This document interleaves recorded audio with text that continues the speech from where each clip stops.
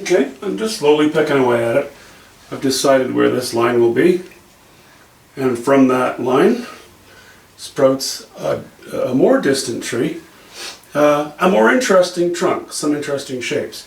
And because this is our area of greatest interest, so to speak, that's what I need to do. So I'm just pecking away at it.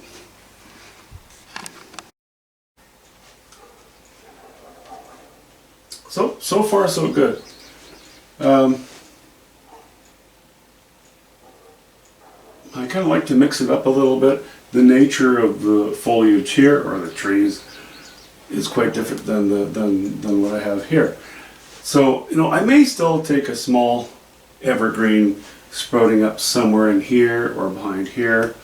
Not overly worried about that. What I'd like to do, because again it's a dual purpose thing, or it'll serve two purposes, is take these shapes, or the what would it be, the nature of these shapes, and without becoming as strong as certainly these two, maybe more in the nature of this one, put in a couple of trunks back here. Not the same number, not the same spacing, because of course we're after some variety. So I'm going to start with deciding basically the placement. I'm going to go for two for the time being. And I don't want them lining up with the top of either of these trees. I prefer not to line up with this one. If I have to, I'll remove that one to allow, a tree to head up in that direction. We'll just have to see how that goes. After I've laid in where those two trunks are going to be, then I'm actually just going to lower the canvas on the easel, because I don't think you can see up high very clearly. I think there's just too much glare in the camera. So I had thought I like this idea, kind of following this imaginary line that I'd thrown in. We'd come down like this and then come in like this with our drawing. So what if we were to put a trunk not lining up perfectly with the bottom of this, I think a little bit to the left, somewhere like that. What if we were to do something like that?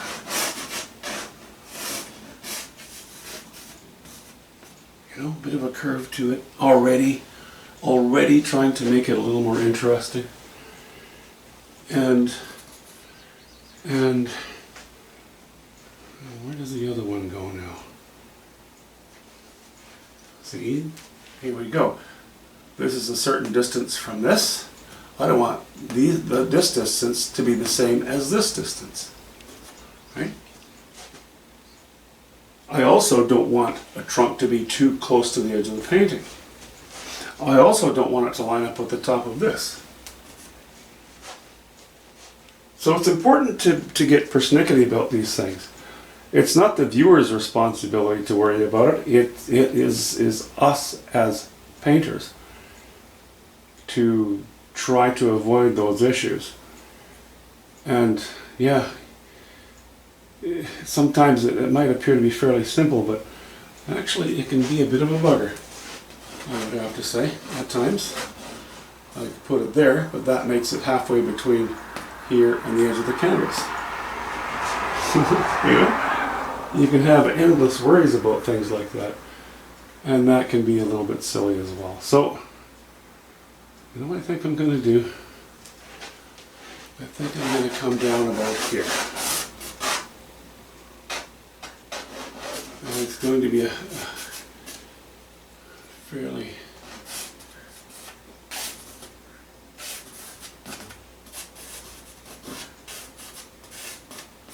I'm just throwing it in very quickly.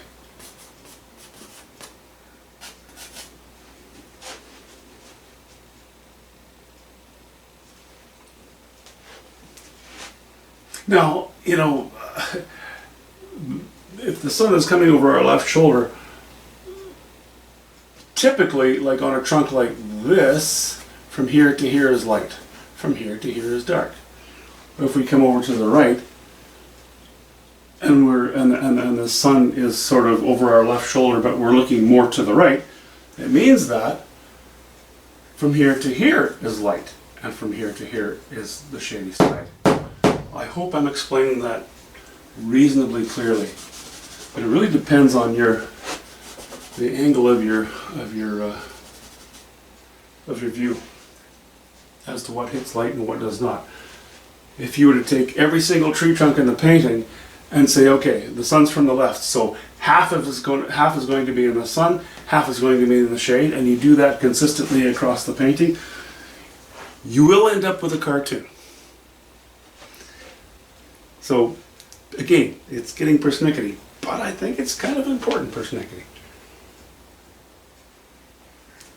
Okay, so I think that's good. This is spaced further away. That's close. We'll play with it. We can move these things around. That's not an issue. Okay, so I'm happy with where those trunks are established. Now let me drop the painting a little bit on the easel. Can't do it a whole lot, but it might give you a bit of a better view. Yeah, I think so. Now let's get back to this issue, this kind of interesting thing. I'm going to reassert this line a little bit.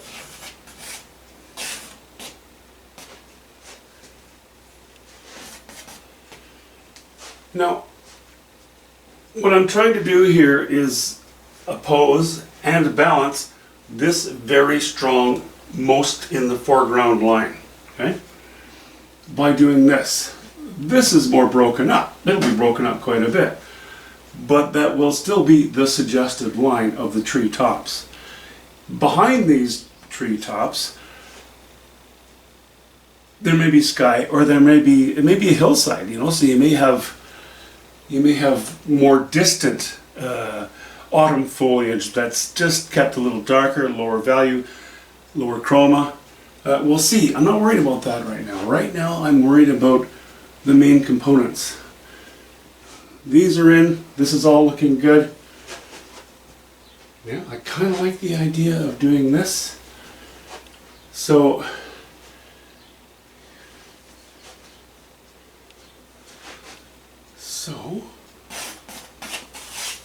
even if I don't go right to the top, should I go off the top?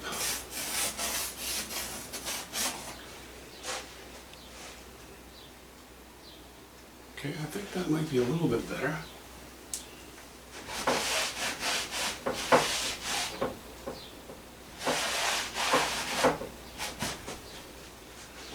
Now scratch it on, rub it off. Scratch it on, rub it off.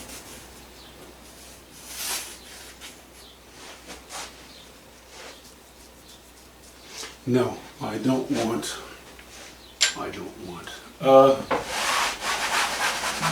I would prefer, excuse me, I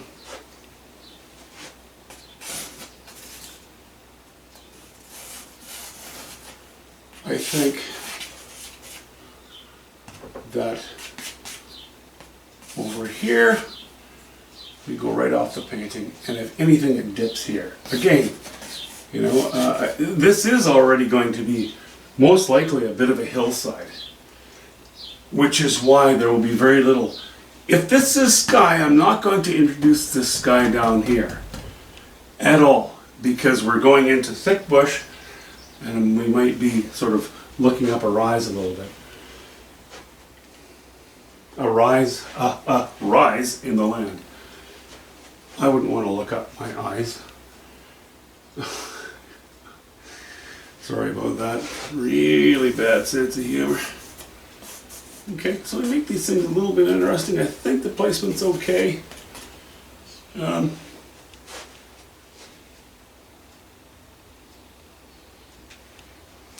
This one might be a little bit close to us. And all I really have to do would be to thin it off a bit. But we will revisit that in a bit. So how do we reconcile? No, not reconcile. How do we get these two trunks to flow smoothly into the treetops? And I think we're not going to worry too much about butting into lines. We're not going to worry about the fact that these lines cross. One thing that I know, and it's, every little bit of information helps. Work on the stuff that you're more sure of rather than the stuff that you're not that sure of. But this I have this imaginary line here, right? Cutting across, knowing that that shouldn't be so important. So how about if we were to, let's see, these trees dive down like so. We can do something like this maybe. Maybe there's a bit of trunk there. Maybe not sure yet. How about something like that? Okay, just as a thought. Let's say there's a branch heading up in that direction.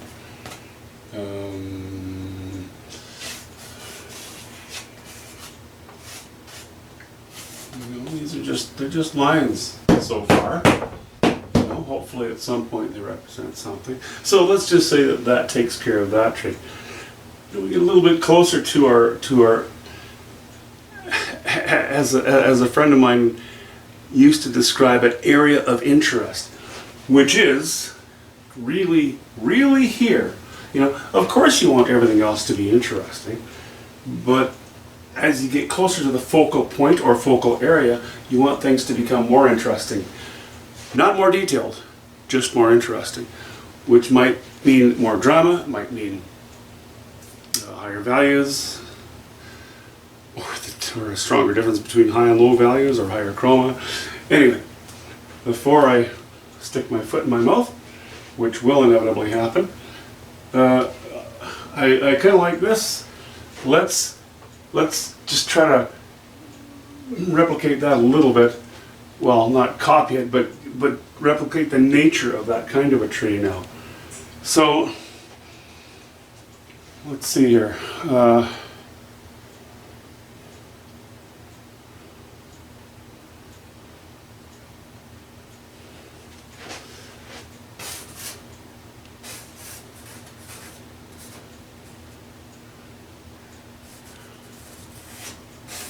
Try to keep the feel of that kind of thing going on, Doesn't have to be too tall.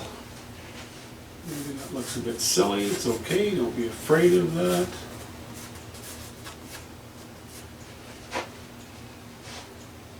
Might be a bit spooky. Don't want spooky and spooky, but I think we can work with it.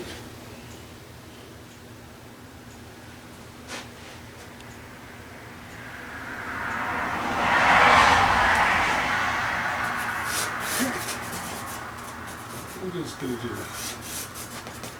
Okay. And then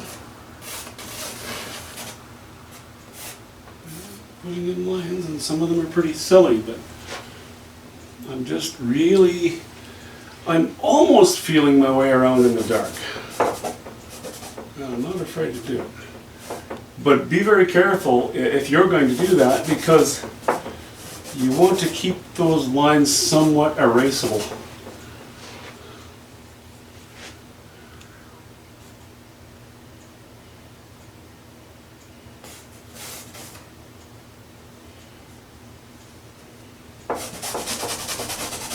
And try to throw in the gist of what you're after, not the details.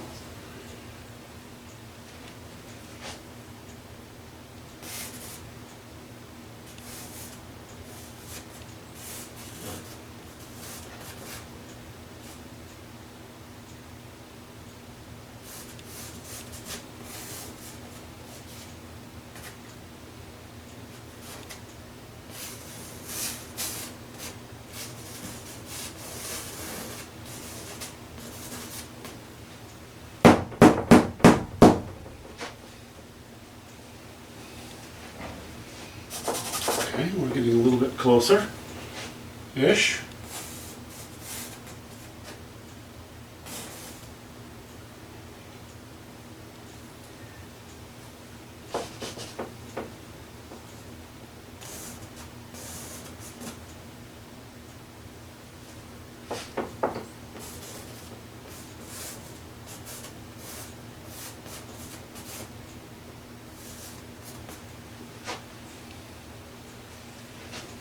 All right.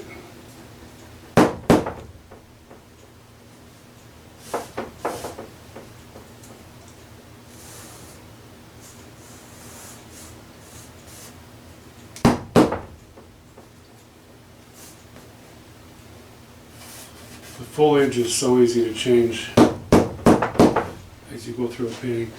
I like to try to make sure that my trunks are reasonably close to what they're ultimately going to be.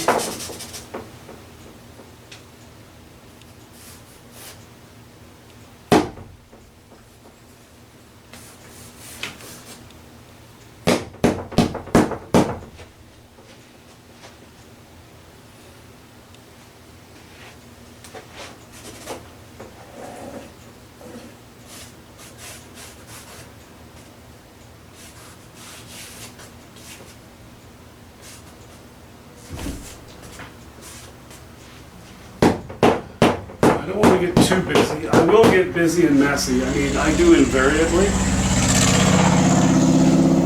And I know it doesn't help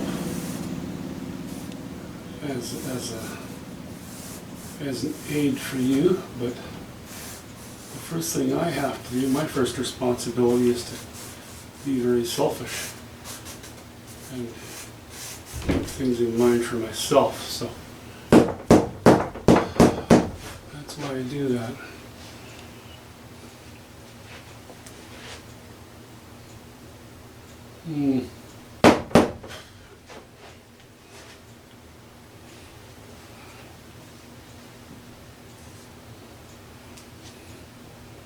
Okay, I think in general that's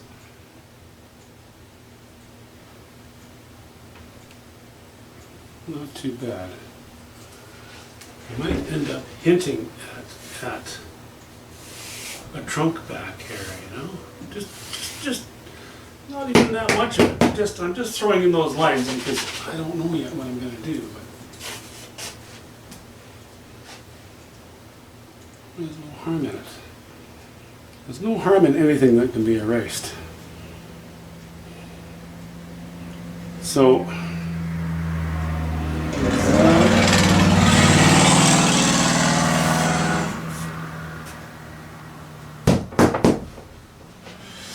okay, I'm going to leave those for the moment. Now we're going to get into getting more crucial. You know, these lines have to be right. Not too much detail.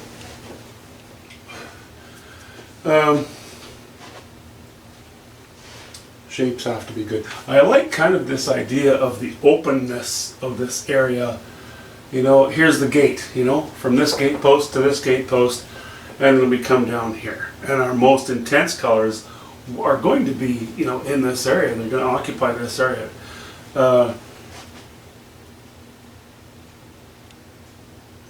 But there need to be a few trees in here that you can still see past as well.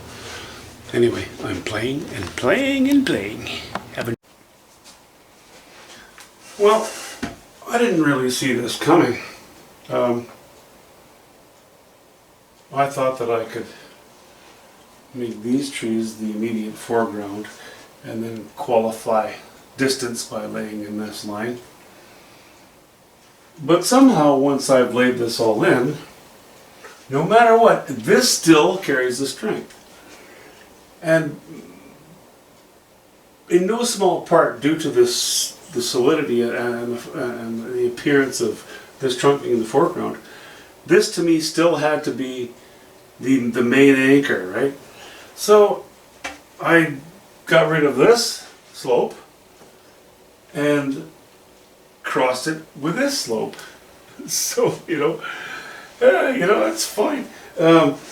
I think what it does do, not necessarily, but it may very well just negate this line that I have here, or at least change it in some way. That's the downside of working without a reference photo or you know, or a study or what have you. I work without a net. I love working without a net. That to me is just it's just more fun. I hate constrictions, but it makes things more difficult because the only guidelines that are there for me to use are the ones that I set for myself. Anyway, it keeps changing. I love this job. See ya. Well, I've continued to make a bunch of changes to it, as I always do. I had planned on having more bush and less possibility of sky, you know, maybe going up a higher hillside. The painting told me otherwise. The painting had its own opinion. So I decided to make this bush and possibly actually more, you know, hill behind it. And this is, you know, we're going to have a lot more sky than I had expected. Or put it this way, I didn't even know if we were going to have sky, but we are, and more than I thought. I'm going to keep it muted. We're going to stick with the grays because I want the strength of these, you know, yellows and reds and what have you to stick out. And we're no longer just looking into a forest. We've got a lot more perspective than I thought we were going to have. But, you know, you got to be able to go with the flow. And the painting, or the drawing, seems to be telling me to change my mind. So that's what I've done. I'm still going to put a few more scratches in here. We'll see. I'm not exactly sure what's yet going to happen, but as you can see, it keeps changing. We'll talk to you soon. You know, and then kind of out of the blue, I did this. So I don't know. I'm going to give it a bit of time. We'll talk to you soon. Well, it keeps changing and changing. Anyway, it's not Thursday anymore, it's Friday, so it's getting late.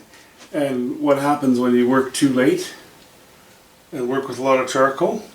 Well, you begin to turn into a zombie. See? See that? I'm turning into a zombie. I mean, I've never been pretty, but this is getting ridiculous.